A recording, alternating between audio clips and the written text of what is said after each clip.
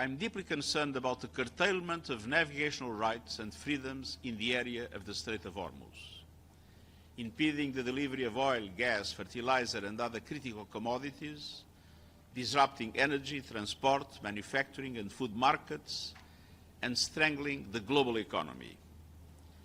As with every conflict, the whole of humanity is paying the price, even if a few are reaping huge profits. The pain will be felt for a long time to come. Consider these three scenarios based on forecasts from multiple sources. First, one where restrictions are lifted today. Supply chains will take months to recover, prolonging lower economic output and higher prices.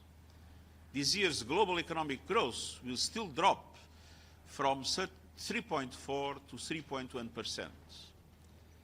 Global inflation, which had been declining, will climb from 3.8 to 4.4%, and global merchandise trade growth will shrink from 4.7% last year to roughly 2%, with some meaningful supply chain interruptions. And the world, still reeling from the shocks of a pandemic and the war in Ukraine, will endure further economic distress. And this is the best-case scenario. Now consider a second one, where disruption drags on through mid-year.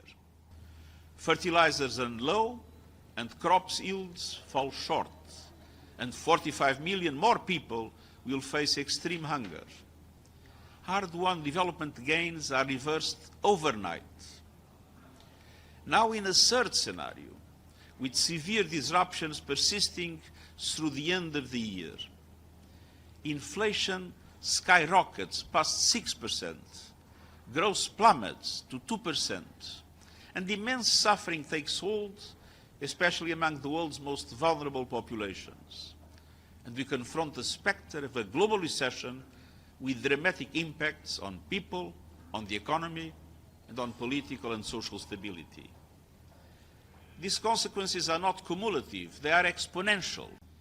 Developing countries will be hit the hardest, as crushing debt impedes their ability to cope, with lost jobs, deeper poverty, and more hunger.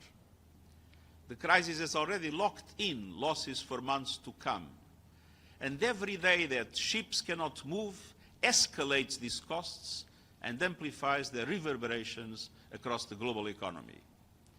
And so my message to all parties is clear. Navigational rights and freedoms must be restored immediately, in line with the Security Council Resolution 2817. Open the strait, let all ships pass, let the global economy breathe again. And that requires more than physical reopening. I urge all parties to refrain from actions that could undermine the ceasefire.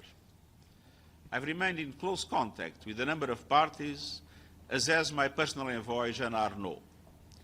All our interlocutors, independent of their different perspectives, recognize the need to work towards a peaceful, comprehensive and durable resolution to the conflict.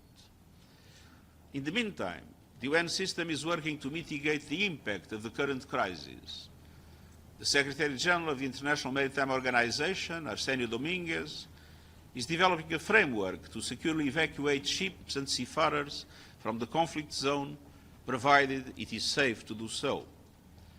And they have the UN Office of Project Services, Jorge Moreira da Silva, who is leading the UN Task Force for the Strait of Hormuz, will be heading to the region to continue his active consultations for a possible humanitarian corridor to be ready if the worst-case scenarios materialize.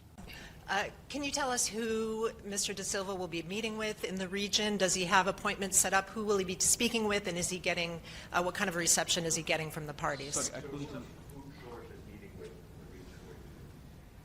he has been meeting with the representatives of all the countries that are relevant, from the United States and Iran to countries of the Gulf, to countries of the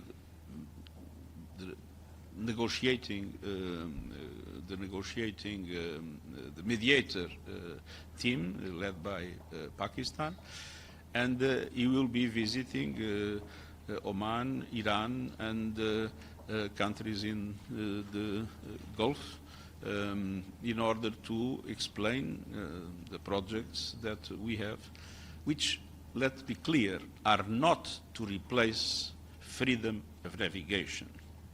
They are, in a worst-case scenario where everything is blocked, to see if there is any chance to have, for humanitarian purposes, some kind of corridor. But our objective is total freedom of navigation in the area of the Strait of Hormuz. Then like, share and subscribe to Mirror Now.